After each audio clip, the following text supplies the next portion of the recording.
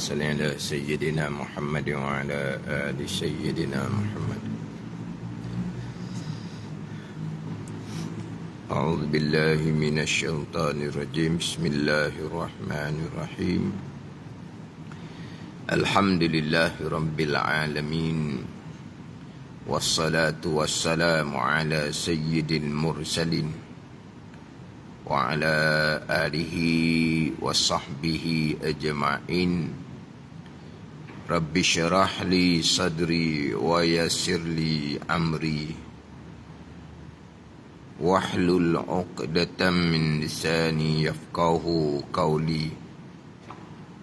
سبحانك لا علم لنا إلا ما علمتنا إنك أنت العليم الحكيم.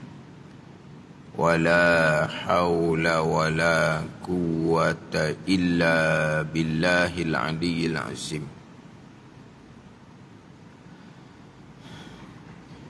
Kitab Pati Paridah, muka surah 68, baris yang ketiga daripada atas. Baris yang ketiga daripada atas.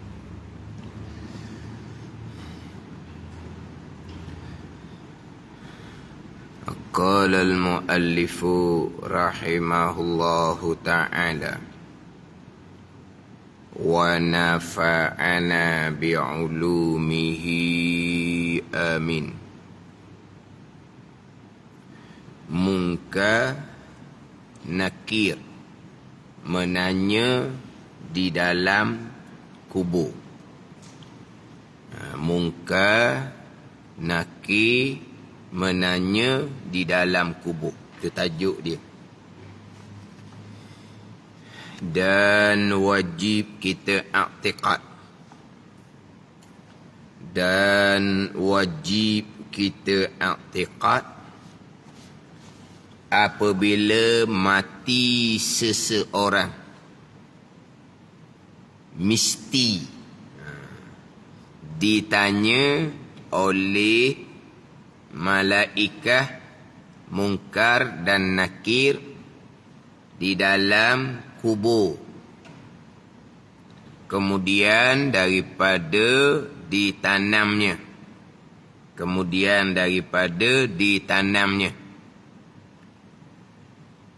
Menanya ni dengan siapa Tuhanmu.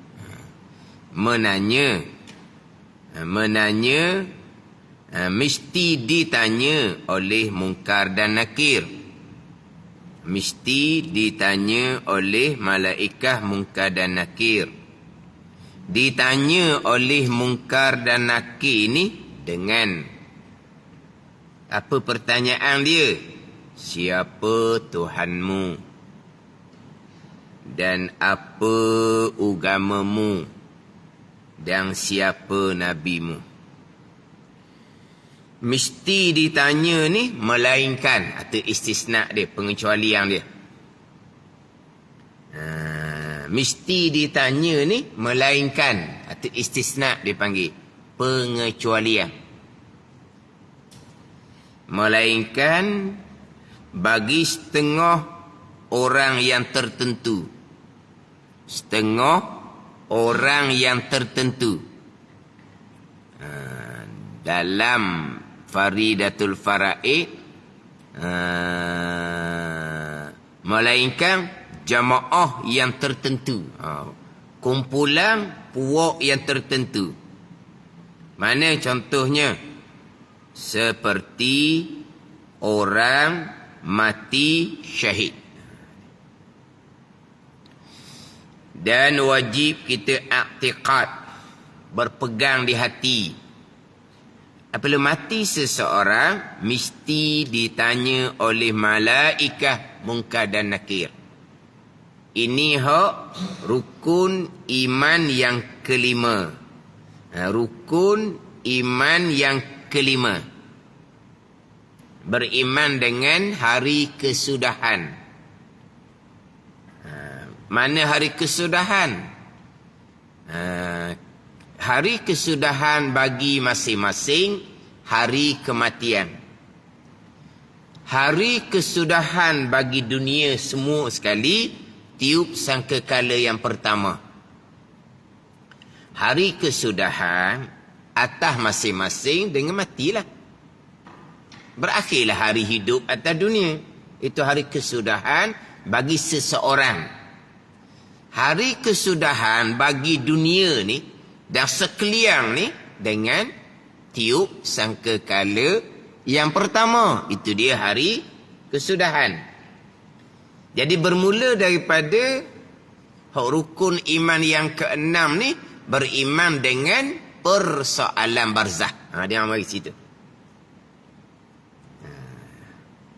Macam sebut ngelepah kan, dia hari akhir ni yang kita bahasa Melayu sebut hari akhirat, kita sebut hari akhir, hari akhirah.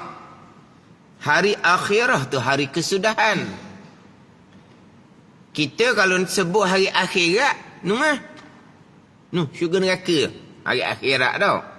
Kita sebut hari akhirat ni seolah-olah selepas tiup sangkakala yang kedua, selepas dibangkitkan sekalian tu, itu akhirat. Kita sebut hari akhirat ni tak masuk dak barzah. Ke masuk barzah? Ni pelotok kita ni sebut hari akhirat, masuk dak barzah? Nanti pada hari akhirah kamu akan disoal dalam barzah, dalam alam barzah. Ada? Biasanya sebut hari akhirat kau dibangkitkan kembali selepas tiup sangkakala yang kedua. Kalau sebut kata hari qiyamah kau, faham kita kau tiup sangkakala yang pertama. Kiamat. Dunia akhir dah ni. Akan berlaku kiamat. Mana kiamat? Tiup sangkakala yang pertama. Gitu kita dah faham tau. Hari akhirat kau, masyar lah. Syurga neraka. Tak termasuk kitanya barzah. Tak termasuk dalam polotok kita. Di akidah kita, ni percaya akan persoalan barzah. Tak ada orang kita yang tidak beriman dengan persoalan barzah. Semuanya beriman dengan persoalan barzah. Cuma kita ni, bahasa Malaysia sebut hari akhirat. Hari akhirat ni bahasa Melayu dah jadinya. Cuma yang mari depan lotok kita, hari akhirat, masyar. Hari kiamat, itulah orang putih buat drama, buat filem tu. Hak hancur dunia, mari daripada planet apalah dia kan. Mana kita faham? Tu kiamat. Walah qiyamah ni, apa makna qiyamah? Qiyam, berdiri dan bangkit daripada kubur selepas tiup sangkakala kedua dan berdiri di hadapan Allah Subhanahu wa taala pada kiraan hisab pula di situ. Itu qiyamah asal makna. Tapi kita sebut qiyamah, kita nampak langit bumi dihancurkan. Itu qiyamah.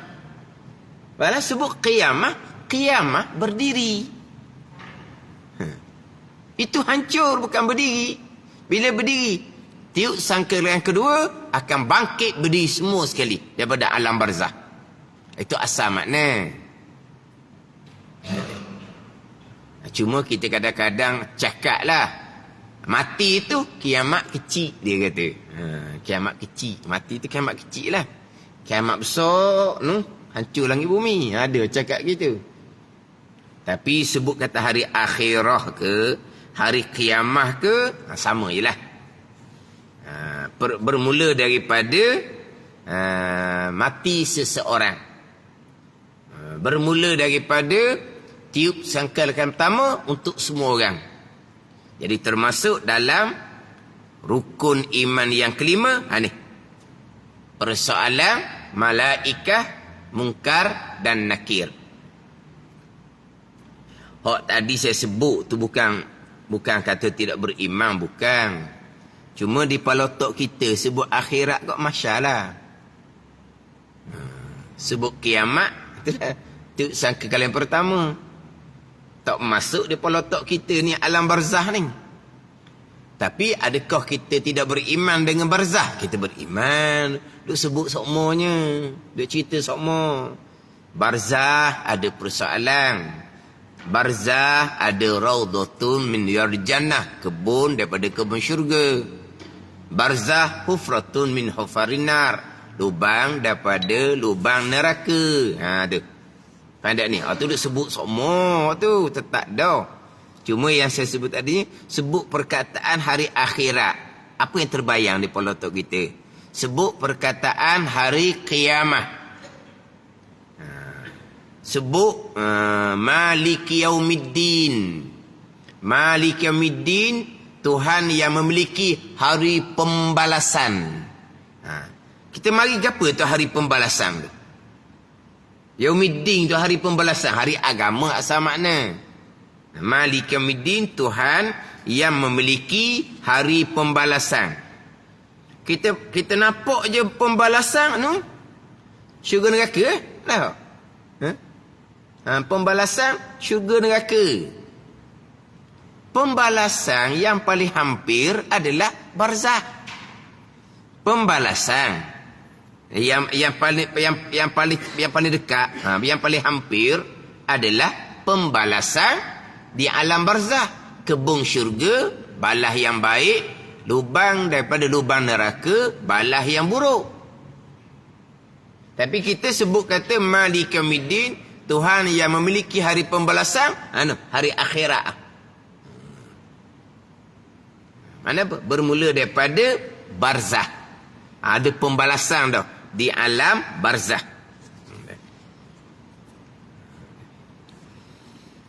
Dan wajib kita i'tikad bila mati seseorang mesti ditanya oleh malaikat Munkar dan Nakir. Seseorang yang mati ni sama ada di kalangan orang yang beriman, orang yang munafik, orang yang kafir, kena soal belaka. Seseorang yang mati ni bukan seseorang yang beriman, seseorang yang mati. Bila mati seseorang apa ni? Orang beriman, orang munafik, orang kafir, kena soal belaka lah. Yang tak ada persoalan barzah ni, yang tidak mukallaf. Tak ada persoalan barzah. Mana? Mati, kanok. Tak ada persoalan barzah. Sebab tu tidak disunatkan talqin. Wajib talqin. Mati budak boleh talqin juga. Nak talqin ke siapa? Talqin budak. Budak tu tak ada persoalan barzah. Pada ni. Tidak persoalan barzah. Tu hok nak sangat talqin, hok tak sunat baca juga. Hok tambah talqin dikata bid'ah lah, sesak lah, macam tu pula. Jadi hok nak sangat ni siapa ke? Hok tak sunat talqin pun talqin. Hok tambah sangat, tambah talqin tak apalah. Orang hok talqin tu dikatakan bid'ah, sesak. Tu macam gitu. Tapi ada pandangan yang menyatakan bahawa orang kafir tidak disoal. Orang kafir tidak disoal. Masuk jalan barzah, seksaan selama-lamanya. Tak ada soalan, tak ada. Itu satu pandangan lah. Itu bukan pandangan kebanyakan ulama. Bukan pandangan kebanyakan ulama. Mereka ulamanya orang beriman, orang munafik, orang kafir akan ditanya belaka. Tapi orang munafik, orang kafir, tanya tak jawab lah, seksaan lah dianya. Tapi satu pandangan orang kafir dah. Pakai beri lalu dah. Pakai beri seksaan lalu dah. Tak soal dah. Dan kalau soal pun tak ada jawab juga. Tapi pandangan jumhur kebanyakan ulama, orang kafir pun disoal. Tadi tu pandangan F lah, menyatakan bahawa yang ditanya orang beriman, yang ditanya orang munafik. Orang munafik pun ditanya juga. Sebab apa? Sebab orang munafik ni dia menzahirkan keislaman ketika hidup atas dunia. Dia tanyalah. Sebab orang munafik ni orang Islam yang tidak beriman. Sebab bicara barzah ni bicara bab iman. Hari akhirah bicara bab iman. Islam tu hukum ketika hidup atas dunia. Orang Islam begini ni kita hadap tengok Islam atas dunia macam mana. Tapi bermulanya akhirah, bermulanya barzah pergi kepada persoalan iman. Persoalan iman. Mana iman ni persoalan untuk hari akhirah. Hari akhirah pergi pada bab iman. Jadi orang munafik dia menzahirkan keislaman atas dunia. Dia menyembunyikan kekufuran dia. Jadi pandangan tadi orang kafir tidak disoal. Terus seksaan. Tapi orang beriman, orang munafik disoal. Orang munafik disoal. Sebab orang munafik ni dia menzahirkan keislaman ketika hidup atas dunia. Di pandangan muktamad tak, seseorang ni orang mukmin ke, orang munafik ke, orang kafir ke, akan disoal selepas daripada mati. Ditanya oleh malaikah Munkar dan Nakir. Munkar dan Nakir. Ditanya oleh Munkar dan Nakir. Terkadang ditanya oleh Munkar sahaja, terkadang ditanya oleh Nakir sahaja, terkadang ditanya oleh kedua-dua Munkar dan Nakir. Yang Munkar Nakir tanya Munkar Nakir belaka tanya. Orang beriman ke Munkar Nakir yang tanya. Orang kafir pun Munkar Nakir yang tanya. Malaikat yang sama. Tapi dengan rupa yang berbeza. Dengan cara bertanya yang berbeza. Tapi Munkar Nakir belaka. Tanya orang beriman, Munkar Nakir. Tanya akan orang munafik, Munkar Nakir. Tanya akan orang kafir, Munkar Nakir juga. Itu pandangan dia muktamad lah. Tapi ada pandangan Munkar Nakir ni lah. Munkar Nakir ni kalau hak rupa asal Munkar Nakir ni, rupa asalnya mana dia? Hitam mana? Hitam biru dia panggil. Hitam biru maksud apa? Mana? Hitam biru. Hitam. Rupa Munkar Nakir. Kemudian mata Munkar Nakir ni macam peruyuk tembaga. Munkar Nakir ni. Suara keluar dari Munkar Nakir ni macam guruh, macam petir tu. Munkar Nakir tanya, keluar daripada mulut Munkar Nakir ni keluar api. Keluar api. Di tangan Munkar Nakir ni ada tungkak daripada besi. Kalau tungkak besi yang ada di tangan Munkar Nakir ni, kalau katok bukit atas dunia, hancur bukit atas dunia tu. Ni Munkar Nakir ni. Ni rupa asal Munkar Nakir. Jadi Munkar Nakir ni tak tanya orang beriman. Munkar Nakir rupa gining ni, dia tanya orang munafik dengan orang kafir je. Orang yang beriman, walaupun banyak dosa sekalipun, tapi dia mati dalam iman, yang tanyanya malaikat lain, bukan Munkar Nakir. Malaikat yang bernama Mubashir dan Bashir dia panggil. Ni jarang disebutlah. Ni satu pandangan. Sebab Munkar Nakir ni tadilah rupa dia, suara dia, pertanyaan dia. Jadi Munkar Nakir ni tanya orang munafik dengan orang kafir je. Orang yang beriman walaupun banyak dosa sekalipun ditanya oleh malaikat lain. Nama malaikat itu malaikat Mubashir wa Bashir. Malaikat yang menggembirakan. Malaikat yang sangat menggembirakan. Tu ada setengah pandangan lah. Tapi pandangan yang muktamadnya muka nakir belakalah yang bertanya. Tetapi dalam rupa yang berbeza, tanya dengan beralu. Ada ni. Tanya dengan beralu, rupa yang comel. Macam ginilah. Macam malaikat Israel tu. Malaikat Israel kan. Pernah kisah Nabi Ibrahim AS. Nak tengok muka malaikat Israel ketika cabut nyawa orang yang beriman. Ketika cabut nyawa orang yang munafik, orang yang fasik, orang yang kafir. Jadi malaikat Israel pun tunjuklah rupa ketika cabut nyawa beriman. Rupa yang sangat elok. Mana kalau orang beriman ni masa sakaratul maut sakit, tak berasa sakit. Sebab apa? Sebab tengok rupa malaikat Israel itu comel. Tanda ni. Cabut nyawa pula secara beralu-ralu. Walaupun sakit jika nak mati ni, bayangkanlah roh dicabut daripada tubuh. Kemudian Nabi Ibrahim AS nak tengok pula muka Israel ketika cabut nyawa orang munafik, orang kafir. Malaikat Israel pun tunjuk pengsang Nabi Ibrahim AS. Bukan Nabi Ibrahim takut. Takut apa? Itu Nabi. Satu hal pula. Nabi Ibrahim AS. Satu pula. Nabi Ibrahim AS tahu dah tu Israel. Nabi Ibrahim yang minta tunjuk rupa ketika cabut nyawa orang-orang munafik, orang kafir. Uduhnya rupa. Sebab itulah orang munafik, orang kafir, saat nak mati, mereka tak nak lari.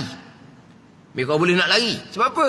Sebab malaikat yang mari cabut nyawa satu hal dah. Kemudian akan ditayangkan gambaran tempat yang akan dia pergi. Malaikat Israel rupa satu hal. Orang-orang yang munafik, orang kafir ni akan ditayangkan tempat dia akan pergi. Tempat yang sangat buruk. Sebaliknya orang beriman, malaikat Israel mari rupa yang elok, cabut nyawa secara lembut, akan ditayangkan tempat baik yang akan dia pergi. Ini ketika nak mati. Pada ini ketika nak mati. Tapi nak ceritanya, malaikat Israel cabut nyawa beriman dengan orang kafir, tapi rupa yang berbeza. Sama. Yang tanyanya malaikat muka dan nakir.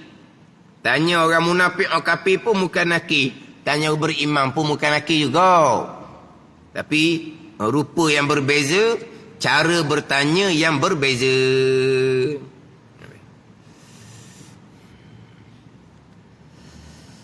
Ditanya malaikat Munkar dan Nakir di dalam kubur. Di dalam kubur ni pada Khalid. Di dalam kubur ni pada Khalid. Tapi kalau mati tidak berkubur, ditanya juga. Ditanya juga mati tidak berkubur. Ditanya. Mati selepas tiup sangkakala yang mati selepas tiup sangkakala pertama, berkubur ke tak? Siapa nak semayang-mayang, siapa nak kebumikan, hacur lebur dah dunia ni, mati habis dah orangnya, berkubur ke tak? Tak berkubur, tapi akan menempuhi persoalan muka dan nakir. Orang mati dimakan oleh binatang buah, habis licin, tak ada. Dimakan oleh harimau ke, buaya ke, habis. Tak berkubur lah. Dia akan menempuhi persoalan. Mati lemah dalam laut. Cari punya cari, tak jumpa pas sudah. Tak jumpa. Tak ada kubur lah kau panggil. Ditanya dalam kubur ni, ini berlaku pada Khalid. Ditanya ni, kemudian daripada ditanamnya. Selesai ke bumi sahaja, malaikat Munkar dan Nakir segera datang bertanya. Ada ni. Mungkar dan nakir segera datang bertanya selepas sempurna dikebumikan, selepas daripada ditanamnya. Lepas dia ditanamnya. Sebab itulah Nabi SAW selepas sesar ke bumi itu, Nabi segera memerintahkan sahabat supaya segera doakan keampunan. Nabi SAW memerintahkan kepada sahabat, istaghfiru li akhikum fa innahu al-an yus'al. Istaghfiru li akhikum fa innahu al-an yus'al. Mohon keampunan oleh kamu bagi saudara kamu. Fa innahu al-an, kerana sesungguhnya sekarang yus'al, ditanya. Tak balik laginya. Nabi dan sahabat yang lain masih lagi berada di kubur. Tapi Nabi suruh supaya istighfar dah. Doa keampunan dah. Sebab fa innahul an yus'al. Sekarang ni ditanya. Yang kita dengar masa budak-budak. Kita dengar masa budak-budak. Melangkah balik, orang yang terakhir belakang sekali. Melangkah 7 langkah, barulah muka nakir mari. Mana tak suruh balik tak suruh balik lah. Sebab apa? Melangkah je balik, yang terakhir, bukan duduk depan, hak terakhir. Melangkah 7 langkah, muka nakir mari. Tak suruh balik, biar muka nakir tak mari. Nak balik pun tukar ganti orang lain pula. Kau tukar ganti orang lain. Sebab itulah ketika ke bumi apa semua tu, lebih afdal ketika tu kita doakan keampunan. Dia boleh belaka doa keampunan, kita tahlil, boleh. Kita baca Quran. Baca Quran selebih-lebih zikir. Tapi afdal ketika tu, doakan keampunan. Lebih afdal daripada baca Quran, lebih afdal daripada kita tahlil. Ni di saat ni. Doakan keampunan. Ada ni. Ni doa ketika ke bumi apa semua, duk bersembang je, duk bergelak ketawa je. Tu bukan gitu. Doakan keampunan. Dari selepas ditanam, akan disaak oleh muka dan nakir. Maka disunatkan bersegera talqin. Sunat segera talqin. Dan talqin ni pula, ni jarang diamal oleh orang kita lah, tapi tak apalah. Sebut talqin tu pun jadi satu perbalahan dah. Dia dalam kitab Fiqh Islami wa Adillatuh. Fiqh Islami wa Adillatuh. Pekoh 4 mazhab karangan almarhum Syekh Wabak Az-Zuhaili. Fiqh Islami wa Adillatuh ni boleh dikatakan orang terima, tak ada orang nak petikaikan. Tak ada orang nak petikaikan. Tak ada ni. Tak ada orang yang nak mempertikaikan. Dia ada tajuk di dalam tu, Talqinul Mayyiti Ba'da Dafni. Talqinul Mayyiti Ba'da Dafni. Talqin akan mayat selepas ke bumi. Dia ada 2 talqin.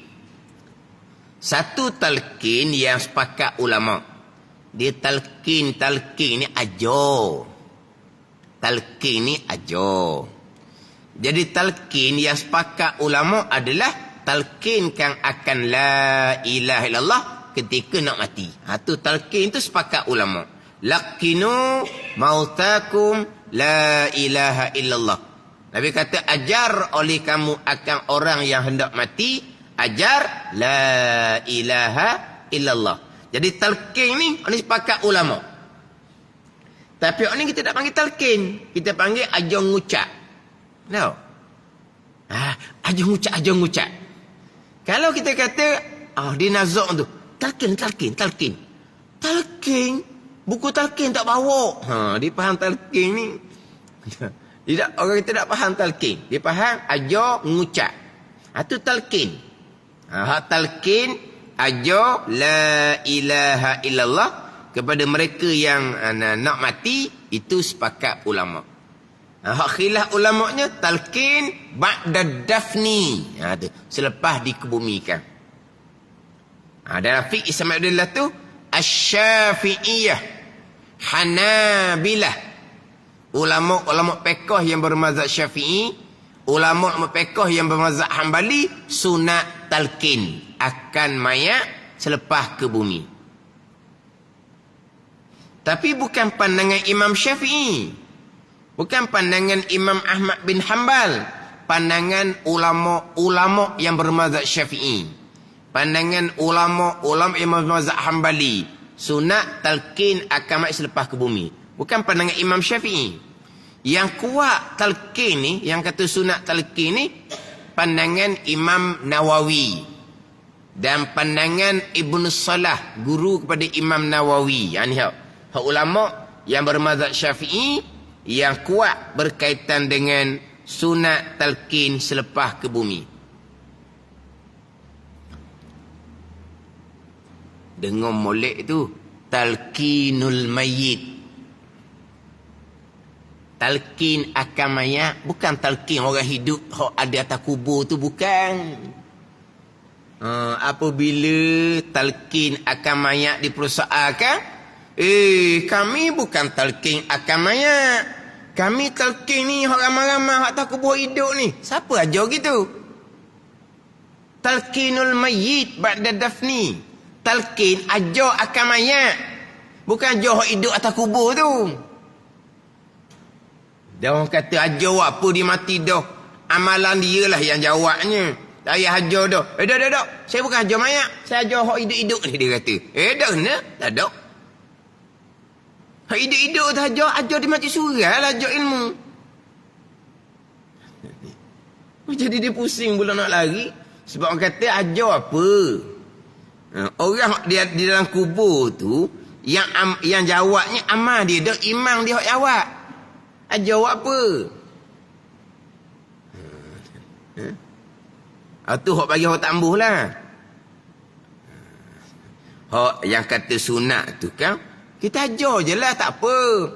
Kalau kita orang handalan dah, orang yang kuat dah, pesan lah. Sebab ada orang wasiat, dia pesan, kalau saya mati, jangan talqinkan saya atas kubur. Dia ajar gitu. Dia wasiat. Ustaz yang hak ajar ke dia talqin bid'ah ni, banggalah ustaz tu. Sebab anak murid tu anak murid setia. Anak murid ni ada hak setia, ada hak tak setia. Yang ustaz tu tahlil bid'ah, talqin bid'ah, tahlil bid'ah, talqin bid'ah. Anak murid tak reti bahasa. Anak murid tak reti bahasa, ada kematian rumah dia, ada tahlil, dia jemput ustaz tu juga. Kata tak reti bahasa anak murid. Ustaz tu tahlil bid'ah, talqin bid'ah. Ni.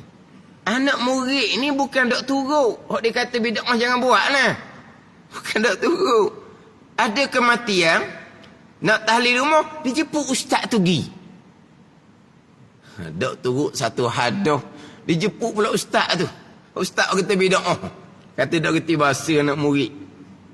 Yang ustaz tu pula pening, digi juga. Anak murid tak reti bahasa, ustaz pening. Dan ustaz kata bid'ah jangan buat. Anak murid ni buat. Tapi tak payah cerita ke ustaz tu.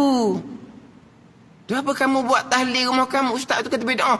Hak tahlil saya pakai ustaz lain. Boleh lah kita kata.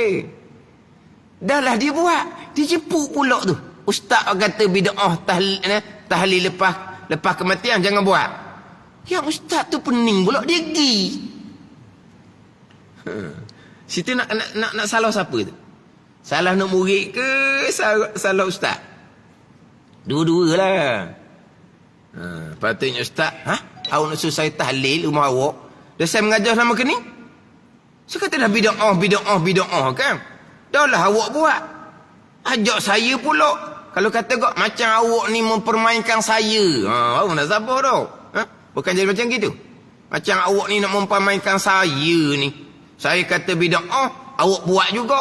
Awak panggil pula saya ni. Patut gitu. Dok, pergi tak sekarang. Kita sapa kemudian. Kata pelik bunyi tahlil ni. Yang tukang bawa tu nampak macam dok pandai je. Macam tak mahir lah. Kan orang tahlil ni kok mahir kan lain bunyi. Macam tak mahir je. Tengok.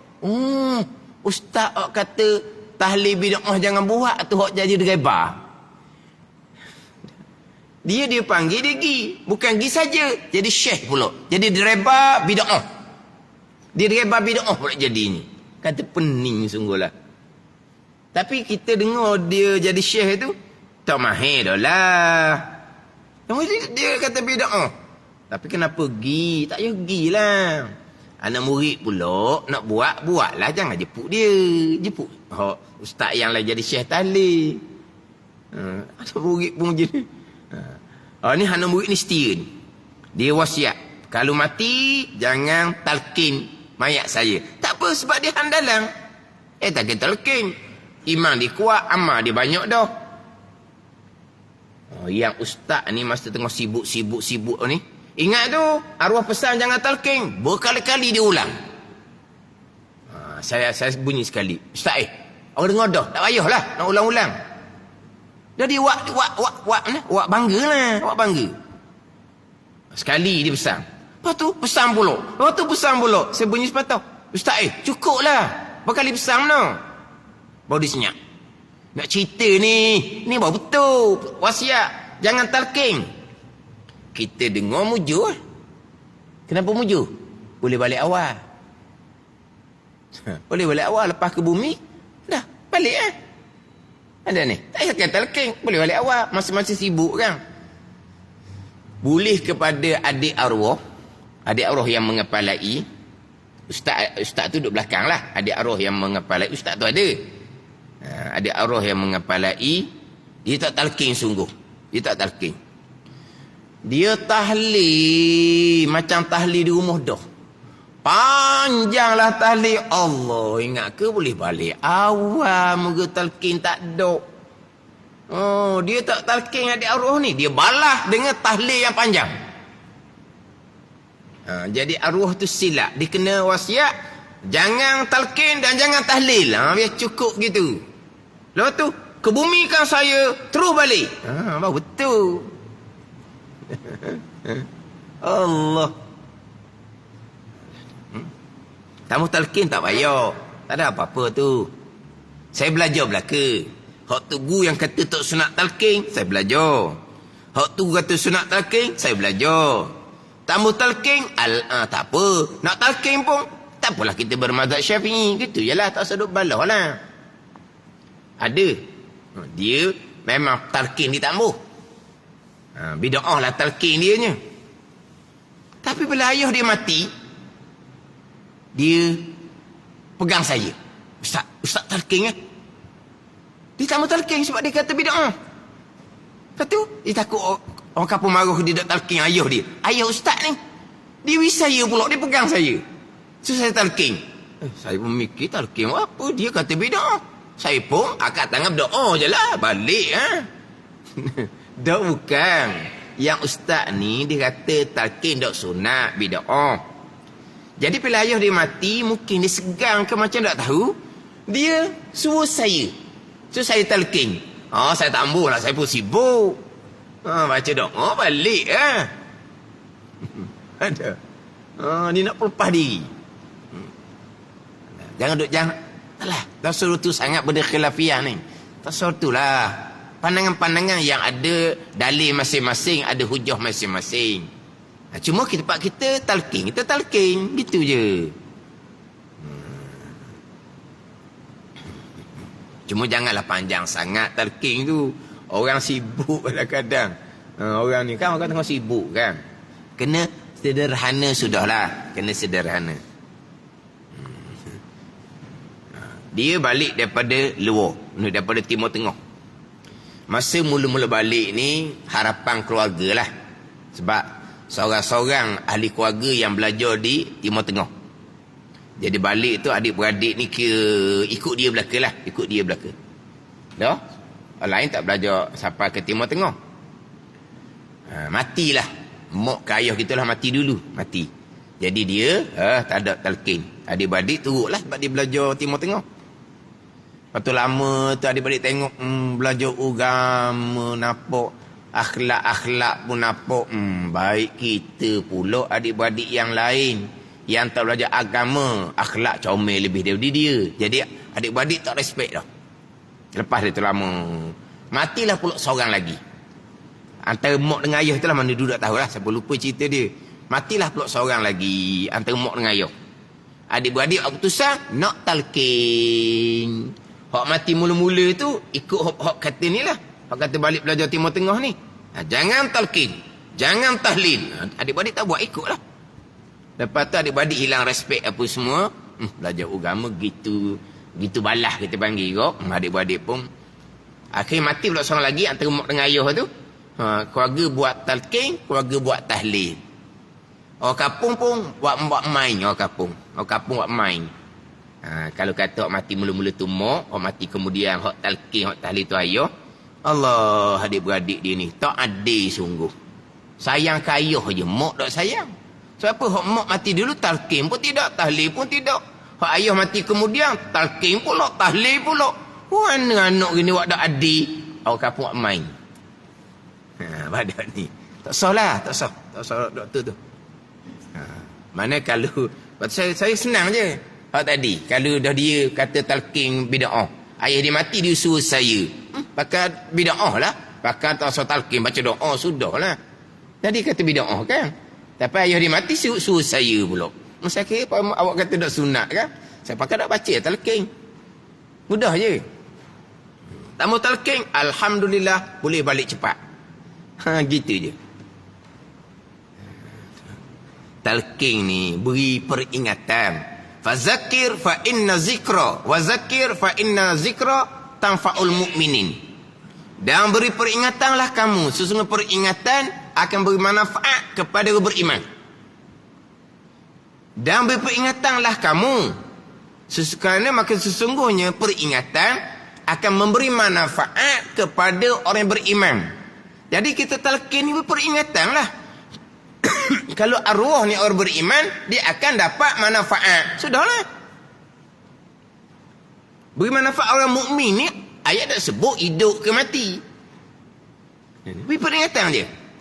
Sesungguhnya peringatan memberi manfaat kepada orang-orang yang beriman. Jadi kalau si mati ni beriman, insya-Allah dia dapat manfaat. Daripada talqin. Yang talqin ni talqinul mayyit ni. Talqin orang mati, mayat dalam kubur, bukan talqin orang hidup. Talqin mayat dalam kubur. Sunat talqin segera sebab selepas je dikebumikan, Munkar Nakir akan segera menanya.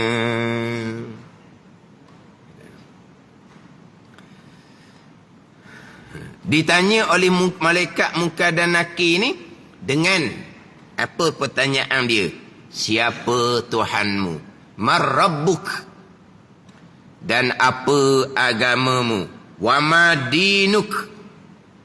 Dan siapa nabimu? Itu pertanyaan di alam barzah. Yang mana pertanyaan di alam barzah ni yang ditanya adalah berkaitan dengan iman, berkaitan dengan akidah. Pertanyaan di alam barzah, pertanyaan berkaitan dengan iman, pertanyaan berkaitan dengan alam barzah. Pertanyaan berkaitan dengan iman, pertanyaan berkaitan dengan akidah. Setengah pandangan menyatakan bahawa ditanya akan sekalian persoalan akidah. Setengah menyatakan bahawa ditanya akan sebahagian daripada persoalan barzah. Ditanya akan setengah daripada persoalan barzah. Tanya bab iman, tanya bab akidah di alam barzah. Mar rabbuk, siapa Tuhan kamu? Siapa Tuhan kamu?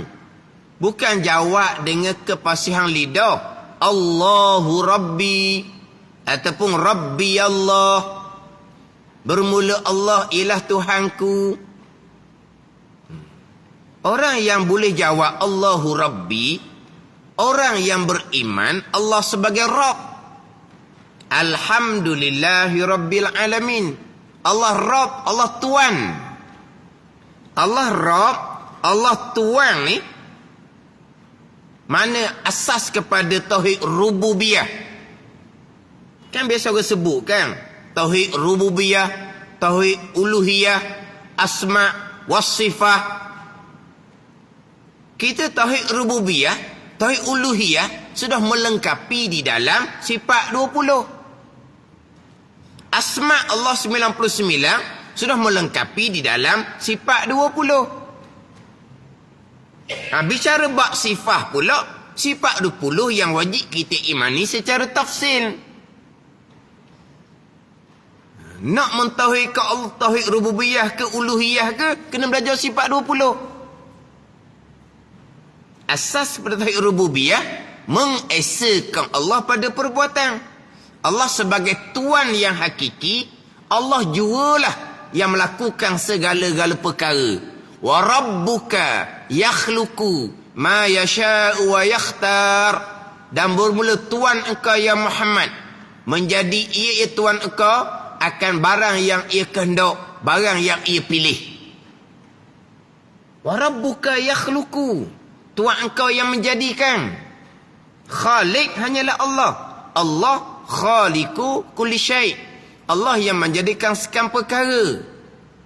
Mengesakan Allah pada perbuatan itu asas kepada tauhid rububiyah. Ni duduk bicara tauhid rububiyah, uluhiyah, asma wa sifat. Tauhid rububiyah akhirnya mensyirikkan Allah pada perbuatan. Mensyirikkan Allah pada perbuatan. Apa yang berlaku? Allah mengizinkan manusia buat sendiri. Allah mengizinkan api pisau ni menghangus dan memutuskan sendiri. Sebab Tuhan letak dah keupayaan pada manusia, pada api, pada pisau. Itu mensyirikkan Allah pada perbuatan. Tidak berpegang akan tauhid rububiyah.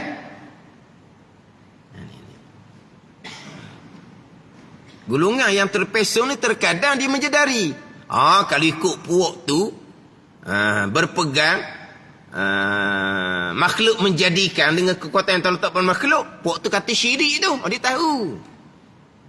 Tapi dia kata hak kata syirik tu tak betul, dia betul. Hak akidah syirik tu betul. Lucu tauhid rububiyah.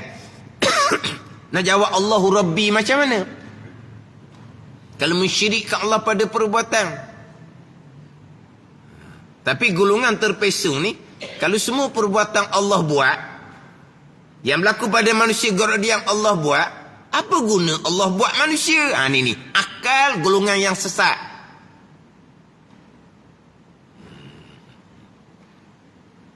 Tapi golongan sesat macam mana pun, mereka beranggapan dialah sebenar, orang lain semua sesat.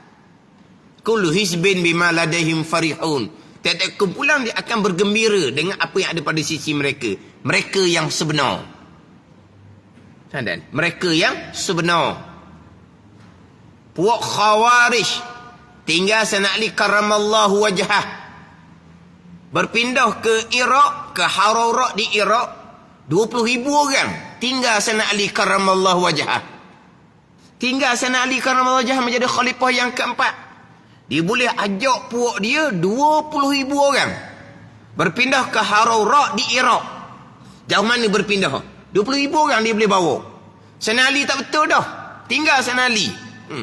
Sana'li hak wajib syurga tak betul. Puak Khawarij. Puak dia buat apa? Dia lah hak sebenar. Ni samalah puak sesat ni. Dia yang sebenar. Akhirnya mensyirikkan Allah pada perbuatan. Lucu tauhid rububiyah. Lepas tu nak jawab Allahu Rabbi. Baik ni persoalan bab iman, bab akidah. Mana ulama beza pandangan lah. Sama ada soal tu sekalian berkaitan dengan akidah ataupun soal sebahagian daripada persoalan akidah. Kemudian soal pun berbeza-beza lah. Ada yang soal sekali, ada yang soal 3 kali, ada yang disoal selama 3 hari, ada yang disoal selama 7 hari. Dia gitu. Jadi soal ni dia berbeza-beza lah. Dia berbeza-beza.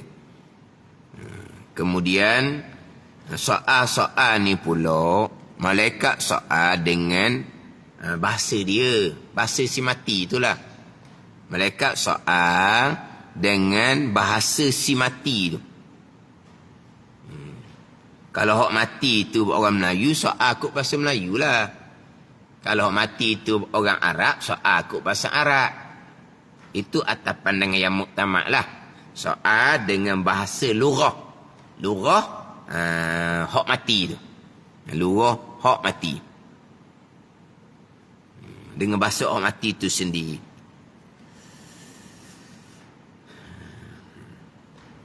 Soal berkaitan dengan akidah. Kemudian Allah Ta'ala akan tetapkanlah. Yusabbitullahu allazina amanu bil qawli sabiti fil hayati dunya wa fil akhirah wa yudillullahu az-zalimin. Mana yusabbitullahu allazina amanu bil qawli sabit fil hayati dunya, dan menetap oleh Allah Ta'ala akan mereka yang beriman. Ini cerita bab iman ni, barzah ni, dengan perkataan yang tetap ketika hidup atas dunia. Mana bil qawli sabit, kalimatut tauhid, la ilaha illallah. Allah akan menetapkan. Allah akan menetapkan beriman dengan kalimah la ilaha illallah. Itu al-qawli sabit fil hayati dunia. Perkataan yang tetap ketika hidup atas dunia, apa dia? Kalimatut tauhid, la ilaha illallah. Anak kemah la ilaha illallah ni lah. Kemah sifat 20. Ini yang kita nak hadap ni. Hadap barzah adalah dengan persoalan akidah, persoalan iman, persoalan tauhid. Tanya siapa Tuhanmu, dan apa agamamu, dan siapa nabimu. Ditanya tu melainkan bagi setengah orang yang tertentu, seperti orang mati syahid. Ini contoh dia lah. Kemudian kita sambung semula seperti sini lah. Sebab berkaitan dengan mereka yang dikecualikan daripada persoalan barzah ni, ulama berbeza pandangan.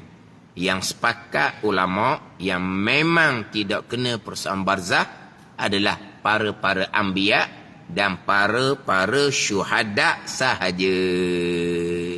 Itu pandangan yang muktamad.